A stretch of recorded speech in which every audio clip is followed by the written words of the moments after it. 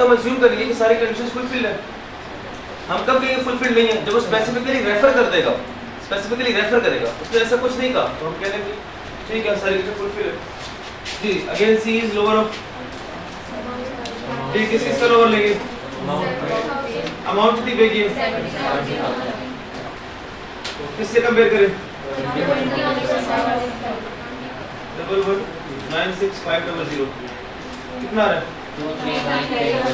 23 lower of क्या है?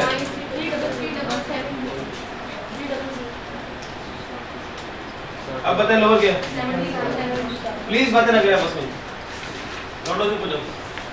Amount बोले कितनी आ रही है? 4357 माइनस कर दो जी। Time tax payable to government कितना? 6 70006। इसका नाम क्या होगा? Tax payable to government.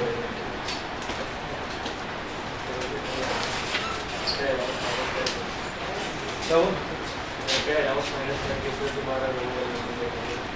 पहले अलाउंस माइनस करो।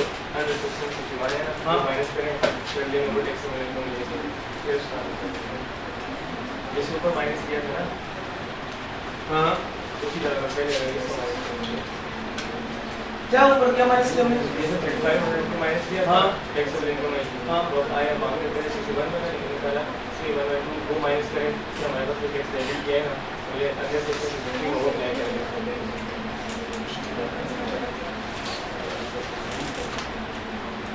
तुम ये कह रहे हो कि 74475 में से पहले 31122 को माइनस करें, फिर जो लायबिलिटी हमारे पास बचेगी उसको एक तुम पूछ रहे हो, बता रहे हो, ऐसा क्यों करेंगे? किसको हो? अरे खुदा के बने 3500 डिडक्टेबल अलाउंस है वो अलग दुनिया है, जबकि 61 63 तो टैक्स क्रेडिट है। ये लड़का कह रहा है कि सर ये जो 3112 आपके पास आया है, इस 3112 को इस लायबिलिटी से माइनस कर दें, जो रिमेनिंग लायबिलिटी होगी इस फार्मूले में रिमेनिंग लायबिलिटी को लिखिए। ये क्या चाह रहे हो? यही है रिमेनिंग लायबिलिटी। तो यहाँ पे रिमेनिंग क्या ऐसा मैंने कभी कहा आपको? ऐसा नहीं होता, ऐसा नहीं होता। डिडक्टेबल अलाउंस के लिए कुछ रिकॉम्प्रेस करते हो करिए भाई, सीधी सी बात है, उसने इतनी इनकम को भी ज़कात पे की, ये उसकी टैक्सेबल इनकम है, जस्ट एक स्टेप के लिए कह रहा हूँ। हमने जब डिडक्टेबल अलाउंस के लिए देखें, एक होता है अलाउंस, एक होता है क्रेडिट, दोनों डिफरेंट चीजें हैं। अलाउंस इनकम में से माइनस होता है, क्रेडिट आपकी लायबिलिटी में से माइनस होता है। आपने अपनी तरफ से कोई ऑर्डिनेंस चार्ज नहीं करना। अलाउंस की कैलकुलेशन करते वक्त 1.2 मिलियन को मैंने अपनी टैक्सेबल इनकम मान लिया और मैंने जो अमाउंट माइनस होनी थी माइनस कर दी। अब ये मेरी टैक्सेबल इनकम है, इसी टैक्सेबल इनकम पे मैं टेबल 1 टेबल 2 लगा के टैक्स लायबिलिटी कैलकुलेट करूंगा। उस टैक्स लायबिलिटी में से अब टैक्स क्रेडिट्स मैंने माइनस करने हैं। अब ऐसा नहीं है कि अब इस 3500 को हमने ऐसे माइनस किया हुआ है फिर रिमेनिंग को मैंने टैक्सेबल इनकम कह दिया तो अब इसको भी इसमें से माइनस करते हैं और रिमेनिंग को टैक्स लायबिलिटी कहते हैं। ऐसा कुछ भी नहीं है, मैंने तो कभी ऐसा ख्वाब में भी नहीं सोचा, ना आपको बताया, तो पता नहीं आप क्यों सोच रहे हैं इस तरह। गलत है, ये दोबारा बोल देखा ना होगी कंफ्यूजन। ये अलाउंस किस तरह से माइनस इनकम में टैक्स लायबिलिटी में बच्चों चीज़ों को सिंपल रखिए जो आपको बताया गया। अलाउंस किस में से माइनस होता है? क्रेडिट किस में से होता है? लायबिलिटी में से। अब मुझे बताएं ये जो अलाउंस है ये कब दिया जाएगा?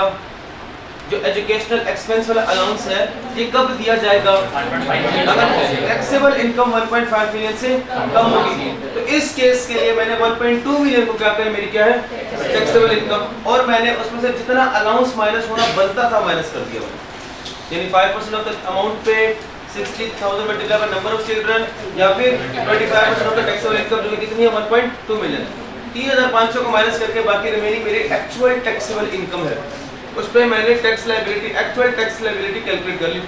अब टैक्स लायबिलिटी में से माइनस होती है टैक्स क्रेडिट, सेक्शन 61 सेक्शन 63 और वो वर्जिया आपके सामने जिस तरह सीखी जिस तरह की है।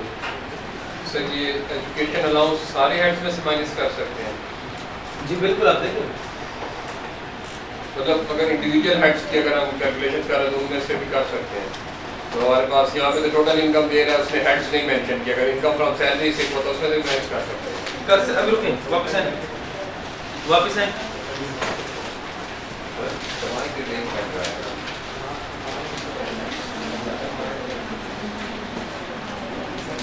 जरा पॉइंट 5 पढ़ें।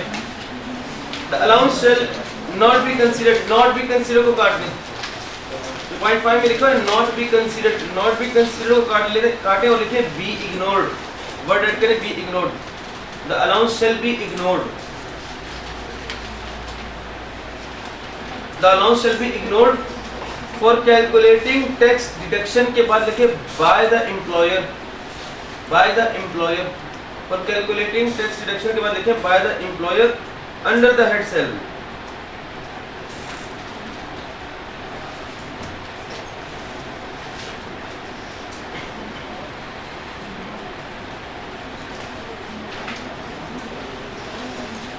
हम ये हर हेड पे से माइनस करेंगे, मैं पहली बात तो ये हर हेड पे से माइनस करेंगे। अब ये पॉइंट 5 बड़ा अजीब सा पॉइंट है, सुने बात को।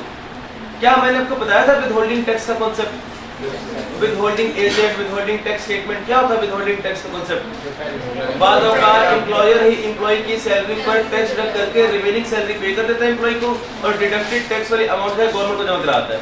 तो एम्प्लॉयर क्या कहता है? With holding tax, with holding agent कहलाता है। जिस पेज पे एम्प्लॉयर वर्किंग करता है उस पेज क्या कहते हैं? With holding tax statement. क्या एम्प्लॉयर खुद से फिगर कोई अज्यूम कर लेगा या वो उस एम्प्लॉय की सारे साल की इनकम कैलकुलेट करेगा, उसमें से कुछ अलाउंसेस वगैरह मिल रहे होंगे तो वो कैलकुलेट कर लेगा, इनकम पे रेट लगा के टैक्स लायबिलिटी कैलकुलेट कर लेगा और फिर कहेगा पूरे साल का है तो वो पर मंथ इतनी बननी चाहिए, हर महीने वो डिडक्ट करता रहेगा। तो यानी कि प्रॉपर वर्किंग करेगा ना वो। अगर बॉस आपकी सैलरी में से टैक्स डिडक्ट करके आपको रिमेनिंग सैलरी पे कर रहा है तो कितना टैक्स डिडक्ट करना है, क्या वो अज्यूम करेगा या कैलकुलेट करेगा? कैलकुलेट करेगा। जिस पर वर्किंग करेगा, यानी कि जिस पेज पे वर्किंग करेगा उस पेज क्या कहते हैं? विथहोल्डिंग टैक्स स्टेटमेंट। अब इस पॉइंट का मतलब क्या है यहाँ पे पॉइंट 5 देखा, देखो अब जब लेट सपोज ये सारा बेनिफिट था महीन को मिल रहा था, ये वर्किंग महीन की क्यों है?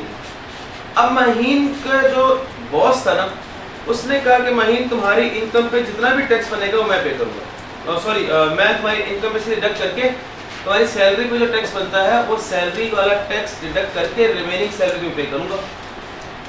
मैंने कहा ठीक है।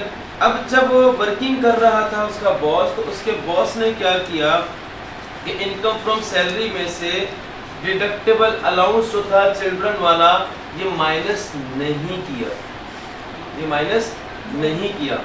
तो माहिन ने इंसिस्ट किया कि जनाब आप भूल रहे हैं, मुझे एजुकेशन एक्सपेंस वाला अलाउंस भी अलाउ किया जाएगा जो कि आपने नहीं किया, तो मुझे मेरा वो अलाउंस माइनस करके सैलरी कैलकुलेट करे। यानी कि माहिन चाहेगा, इन शॉर्ट ये माहिन चाहेगा उसकी कैलकुलेट हो इनकम फ्रॉम सैलरी, ये इनकम फ्रॉम सैलरी ही उसकी क्या कहलाएगी? Taxable income. इसी में से क्या माइनस किया जाएगा? मसला किसका है? डिडक्टेबल अलाउंस कौन सा वाला? एजुकेशन वाला। माइनस के इसको माइनस करो, फिर जो मेरी रियल टैक्सेबल इनकम बच जाएगी उस पे क्या कैलकुलेट करो? Tax liability. अगर फिगर अज्यूम करो तो लेट्स से ये थी 100 यहाँ अलाउंस था 20 का, अब वो कहेगा 80 पे टैक्स कैलकुलेट करो, ये कहेगा ना वो। लेकिन मैं आपको बता दूं दिस इज नॉट लॉ, नहीं कर सकते इस तरह, नहीं कर सकते इस तरह। कब नहीं कर सकते इस तरह? अगर एम्प्लॉयर आपके बिहाफ पे आपकी इनकम फ्रॉम सैलरी में से टैक्स डिडक्ट करके आपको रिमेनिंग सैलरी दे रहा है, only in that case employer आपने अलाउंस खुद माइनस नहीं करना, आपने 100 पे जितना माहीन का टैक्स बनता है पर मंथ वो पर मंथ टैक्स डिडक्ट करके रिमेनिंग सैलरी पे करनी है। अब तो ये तो ज्यादती होगी मेरे साथ, ये तो गलत है, नाइंसाफी है। भाई उसका अलाउंस बनता था 20 का, क्यों नहीं माइनस करना? तो इस केस में फिर ऑर्डिनेंस कहता है कि Maheen by the end of the tax year तुम खुद ये वर्किंग करके जो तुम्हारा 20 अलाउंस माइनस होना बनता था, ये वर्किंग करके एफपीआर वालों को रिक्वेस्ट करना, जमा करा देना अपनी वर्किंग, और तुम्हें तब जाके क्लेम कर दिया जाएगा, तुम्हें तुम्हारा वो अलाउंस रिफंड कर दिया जाएगा, तो एक किस्म का माइनस कर दिया जाएगा। लेकिन तुम्हारा एम्प्लॉयर माइनस नहीं कर सकता अपनी वर्किंग करते हुए। एम्प्लॉयर जो है तुम्हारा इनकम फ्रॉम सैलरी पे टैक्स कैलकुलेट करते वक्त डिडक्टेबल अलाउंस एजुकेशनल एक्सपेंस वाला माइनस नहीं करेगा। वो पूरा माइनस, वो पूरा जो आपके 100 इनकम फ्रॉम सैलरी है उसी पे टैक्स कैलकुलेट कर रहा होगा। क्या ये बात समझ आइए? नहीं है? लिखें इसके बाद लिखें एम्प्लॉई एम्प्लॉयर को कहेगा, एम्प्लॉई एम्प्लॉयर को कहेगा 100 में से एम्प्लॉई एम्प्लॉयर को कहेगा, यानी माहीन अपने बॉस को कहेगा 100 में से डिडक्टेबल अलाउंस माइनस करके, 100 में से डिडक्टेबल अलाउंस लिख दो ₹20, 100 में से डिडक्टेबल अलाउंस ₹20 माइनस करके मेरा टैक्स काटो। ये मेरा टैक्स काटो का मतलब क्या है? कि यानी 100 की बजाय 80 पे टैक्स कैलकुलेट करो और जितना मेरा बनता है वो मेरी इनकम में से माइनस करके मुझे रिमेनिंग इनकम देना, मेरा टैक्स काटो। लेकिन एम्प्लॉयर पूरे 100 पे टैक्स काटेगा, लेकिन एम्प्लॉयर पूरे 100 पे टैक्स काटेगा।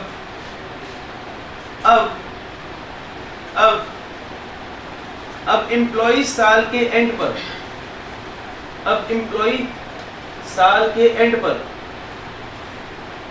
खुद एफबीआर जाएगा।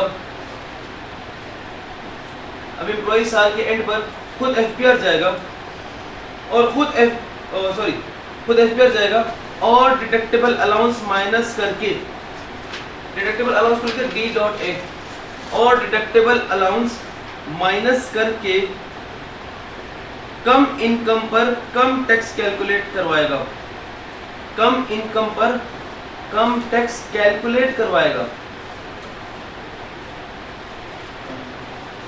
कम इनकम कैसे कम हो जाएगी?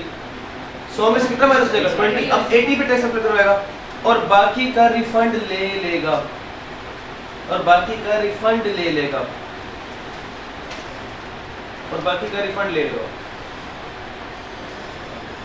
अब दोबारा सुन लें। एम्प्लॉय एम्प्लॉयर को कहेगा 100 में डिडक्टेबल अलाउंस माइनस करके मेरा टैक्स काटो, लेकिन एम्प्लॉयर पूरे 100 पे टैक्स काटेगा। अब एम्प्लॉय साल के एंड पर खुद एफबीआर जाएगा और डिडक्टेबल अलाउंस माइनस करके कम इनकम पर कम टैक्स कैलकुलेट करवाएगा और बाकी का रिफंड ले लेगा। यानी कि एक्चुअली माहीन का जो टैक्स लायबिलिटी है वो कितनी अमाउंट पे कैलकुलेट होनी चाहिए थी? 80 पे, लेकिन कितने पर हुई? क्यों हुई? क्योंकि वर्किंग माहीन नहीं कर रहा, उसका एम्प्लॉयर कर रहा है। तो जब एम्प्लॉयर वर्किंग कर रहा होगा तो वो डिडक्टेबल अलाउंस माइनस नहीं कर सकता, वो 100 पे करेगा। कौन सा डिडक्टेबल अलाउंस? Education expense. तो माहीन क्या करे बाद में? By the end of the tax year FBR जाए, वहां जाके क्लेम करे और रिफंड ले ले अपना। क्या बात समझ आई? अब आ जाए पॉइंट 5 पे। पॉइंट 5 के अंदर the allowance shall be ignored for calculating tax deduction by the employer under the head salary. क्या आपकी बात समझ आ रही है? द अलाउंस कहते हैं ये अलाउंस जो है इसको इग्नोर करना है जब एम्प्लॉयर जो है वो आपका टैक्स कैलकुलेट कर रहा होगा अंडर द हेड सैलरी। ये बात समझ? क्या तो बात समझ आ गई? क्लियर है भाई? एंड से कोई आवाज नहीं आ रही, पता नहीं गोभी फूल करके बैठे हैं, क्या कर रहे हैं? हाँ भाई, तो सैलरी के अलावा अगर कोई और इनकम हो तो उसमें लेस हो सकता है? नहीं, अब देखिए ना क्या मतलब, और इसके साथ अगर कोई और इनकम का ऐड हो तो उसमें तो फिर लेस हो सकता है। बात सुनिए। अब यहाँ पे मसला इसलिए आ रहा है कि आपका बॉस कह रहा है कि मैं आपके इनकम पे टैक्स डिडक्ट करके आपको रिमेनिंग इनकम दूंगा। तो वो सिर्फ सैलरी में कर रहे हैं। हाँ, उसके अलावा हमारे पास इनकम फ्रॉम बिजनेस और प्रॉपर्टी हो, उसमें तो लेस हो सकता है। उसमें से हो सकता है, लेकिन ऐसा होता नहीं है। मतलब ऐसा सवाल आता नहीं है। आपका जो आता है वो एक है भैया, आपका जो भी सवाल आएगा वो इसी तरह का। इस तरह भी हमने एग्जाम्पल 4 किया, इस तरह आ जाए full time teacher allowance.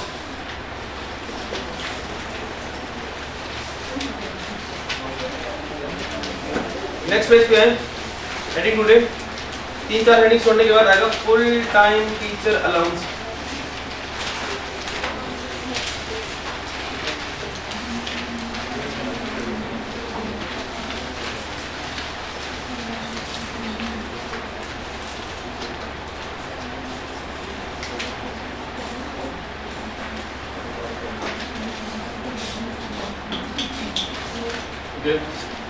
Heading 9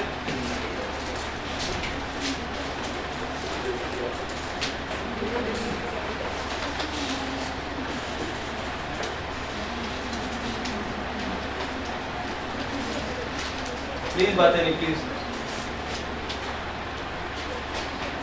अच्छा, एक full time teacher allowance, teacher भी कह रहा हूँ, इसको रिसर्चर भी कह सकते हैं। टीचर के लिए भी ये बात है और रिसर्चर के लिए भी, दोनों के लिए।